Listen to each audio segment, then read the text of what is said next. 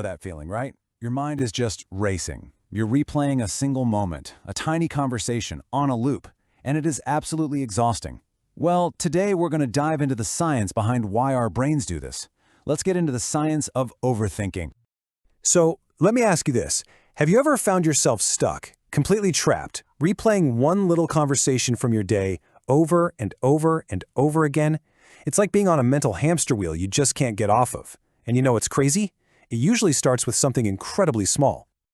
Just picture it. You're talking to someone, a friend, a coworker, whoever, and you say something totally normal. Just a simple, everyday comment you'd usually forget about in 2 seconds.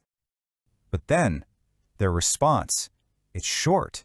Maybe it's a one-word text message, or maybe their tone just felt a little off. It's not mean, it's not angry, it's just ambiguous. It's a blank space. And that blank space is where the trouble really starts. And suddenly, that little bit of nothing is all you can think about. Your brain just kicks into overdrive, right? It's desperately trying to solve the problem of that short reply, and it starts filling in all those gaps with the worst possible scenarios. And then, here they come, the questions. It's a total cascade. Did I say too much? Oh no. Did I not say enough? Did I say something weird? Did they take it the wrong way? And none of these questions actually help. They just dig the hole of self-doubt even deeper. Okay, so what is actually going on here from a scientific perspective? Well, here it is. Overthinking is basically your brain's big attempt to grab control of a situation when you're feeling really uncertain or maybe a little hurt. It's a defense mechanism, believe it or not.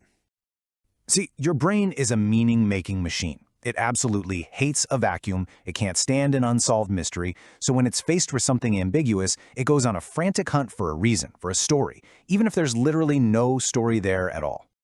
Now, to really get this, we need to meet the two main characters in your brain's drama. First up, you've got the prefrontal cortex. Let's call it the analyst. This is the logical part, the problem solver, and then you have the amygdala, which we'll call the alarm. This is your emotional core, and it's always scanning for danger, ready to blast you with anxiety and fear. So, how do we get trapped? It all starts when that little bit of uncertainty, that short reply, triggers the alarm. Your amygdala freaks out and floods you with anxiety. In response, the analyst, your prefrontal cortex, jumps in to try and solve the problem. But here's the trap. The more the analyst thinks, the more potential problems it finds, which just makes the alarm scream even louder.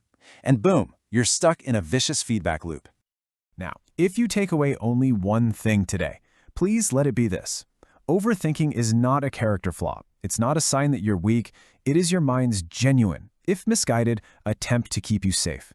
It's an old survival instinct that's just kind of gone haywire in our complex social world. But here's the big mistake that this system makes. Your mind starts to confuse the feeling of control with actual safety. It runs on this faulty logic that if you can just think about something hard enough, long enough, you can somehow control the outcome and keep yourself from getting hurt. So, how do you get out? What's the escape hatch? Well, the answer isn't what you'd think. It's not about trying to force your brain to just go quiet. Telling yourself to just stop thinking is like me telling you, don't think about a purple koala. It's pretty much impossible, and honestly, it just makes it worse.